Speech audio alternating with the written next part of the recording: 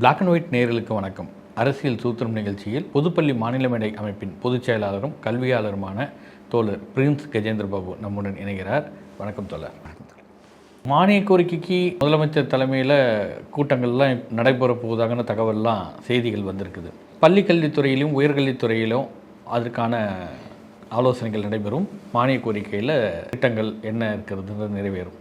அந்த மானிய கோரிக்கையில் என்ன விதமான இன்னும் கொஞ்சம் சீர்மைப்படுத்தணும், செம்மைப்படுத்தணும் அப்படின்னா என்ன விதமான திட்டங்களை அவங்க கொண்டு வரணும்? பொதுவாக நிதிநிலை அறிக்கை அப்படின்னு சொல்லப்படுற அதோடு சேர்ந்தது இந்த மானிய கோரிக்கை அப்படின்னு சொல்லும் பொழுது, நிதிநிலை அறிக்கை என்பதே அரசினுடைய கொள்கையை வெளிப்படுத்துகிற ஒரு முக்கியமான ஆவணம். அது வெறும் வரவு செலவு கணக்கு பார்க்குற ஏற்பாடு கிடையாது. அரசு இந்த கொள்கையின் அடிப்படையில் தான் மக்களிடமிருந்து பெறக்கூடிய வரி பணத்தை செலவு செய்யும் என்பதற்கான ஒரு கொள்கை அறிக்கையாக தான் நம்ம அந்த நிதிநிலை அறிக்கையை பார்க்குறோம். அந்த உரைக்கு அந்த முக்கியத்துவங்கிறது தான் கிடைக்குது. அந்த அடிப்படையில் பார்த்தீங்கன்னா இன்றைக்கு இருக்கக்கூடிய மிகப்பெரிய சவால் விக்சித் பாரத் சிக்ஷா அதிஷ்டான் மசோதா. அந்த மசோதா நிறைவேறிவிட்டால் தமிழ்நாடு அரசினுடைய 21 பல்கலைக்கழகங்கள், தமிழ்நாடு அரசு உருவாக்கி நடத்தி கொண்டிருக்கிற கல்லூரிகள் எதுவுமே மாநில அரசின் கட்டுப்பாட்டில் இருக்காது. பெயருக்கு தான் உரிமையாளர்னு சொல்லலாம்.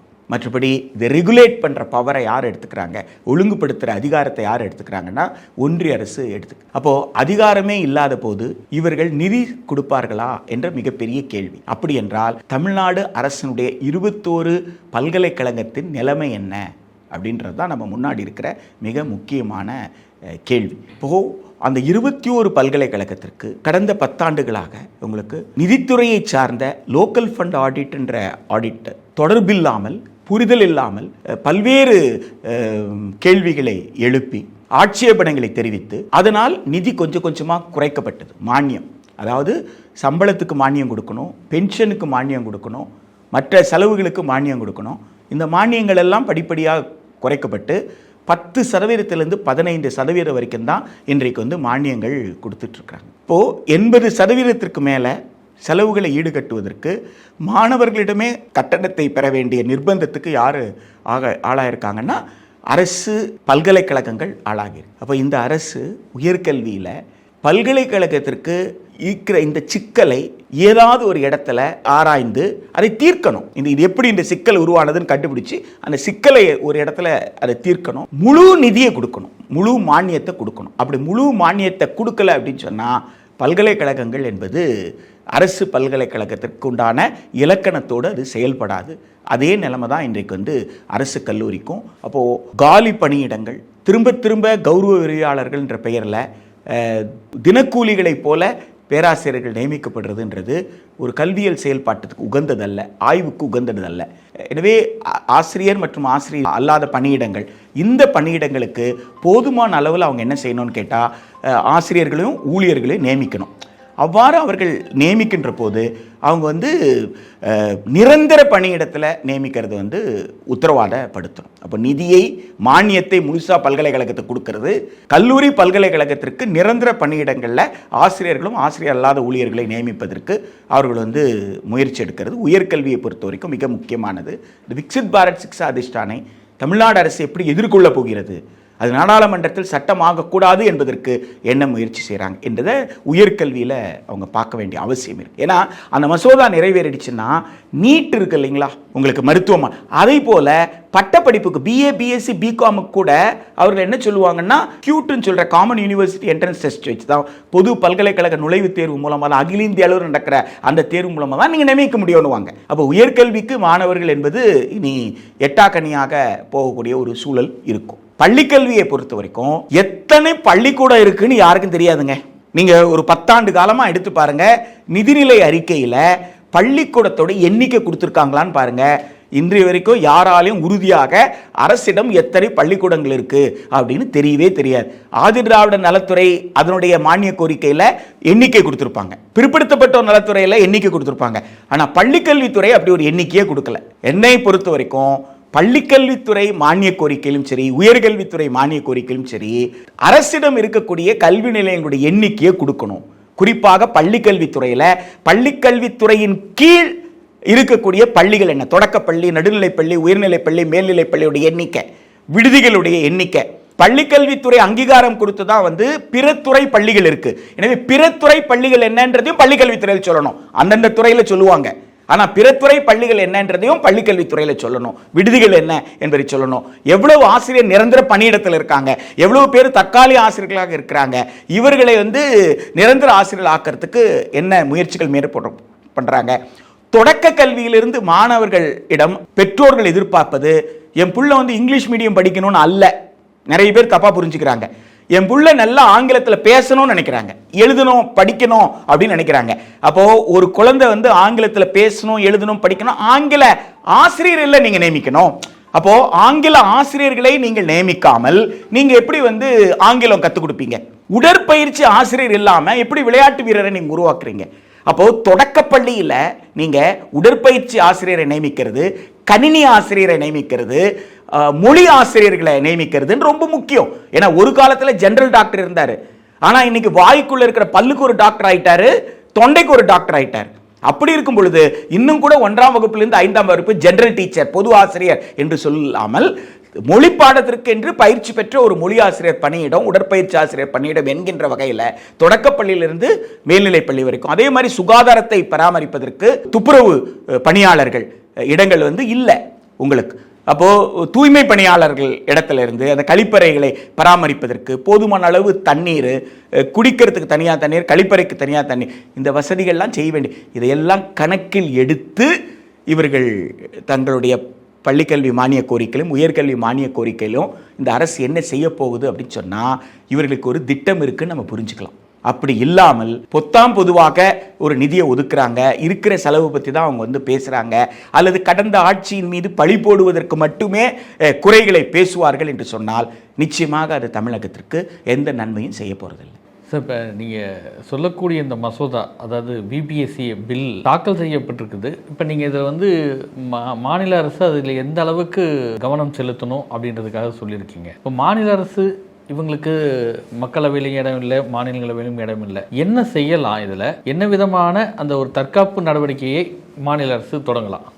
திரு விஜய் அவர்கள் மக்கள் செல்வாக்கு இருக்குதா இல்லையான்னு நிரூபிக்கக்கூடிய ஒரு வாய்ப்பாக இதை பயன்படுத்தணும். மக்கள் செல்வாக்கு இருக்குன்னா மக்களை திரட்டி போராடணும்ல, வீதிக்கு வரணும்ல. அவர் போராடினார்னா மக்கள் வருவாங்க அப்படின்றது உண்மை என்றால் அவர் வீதிக்கு இறங்கி போராடணும். இந்த மசோதாவை திரும்ப பெறு அப்படின்னு சொல்லி போராடணும். மக்களவையில் உறுப்பினர்கள் இருந்துவிட்டால் மட்டும் ஒரு மசோதாவை தடுத்து விட முடியுமா? ஏன்னா மக்களவையில் இருக்கிற எண்ணிக்கையை பொறுத்து தான். ஒரு கட்சி எப்படி மாநிலத்தில் ஆட்சியில் இருக்கோ அதுபோல் இன்னொரு கட்சி ஒன்றியத்தில் ஆட்சியில் இருக்குன்னா அதற்கு தேவையான அளவு நாடாளுமன்ற உறுப்பினர் இருக்கிறதுனால எதிர்கட்சிகள் என்னதான் எதிர்ப்பு தெரிவித்தாலும் அவர்கள் வந்து சட்டத்தை வந்து நிறைவேற்றுவதற்கு தான் முயற்சி செய்வாங்க. அப்போ மக்களுடைய போராட்டம் தான் நாடாளுமன்றத்தில் வந்து சரியான முடிவுகள் எடுக்கிறதுக்கு பயன்படும் சொன்னால் இதில் 2 வகை இருக்கு. ஒன்று, மக்களிடம் இந்த மசோதாவை பற்றிய ஆபத்துகளை எடுத்து சொல்லி இந்த மசோதாவை தமிழக மக்கள் ஏற்றுக்கொள்ளலை, இந்தியாவில் இருக்கிற யாருமே ஏற்றுக்கொள்ள முடியாது, எனவே இந்த மசோதாவை திரும்ப பெறணும்னு ஒரு மக்கள் இயக்கமாக மக்கள் போராட்டமாக நடத்துவது. இன்னொன்று, நான் வந்து 21 பல்கலைக்கழகத்தை நடத்துகிறேன். தமிழ்நாடு அரசு வந்து 21 பல்கலைக்கழகத்தை நடத்துது.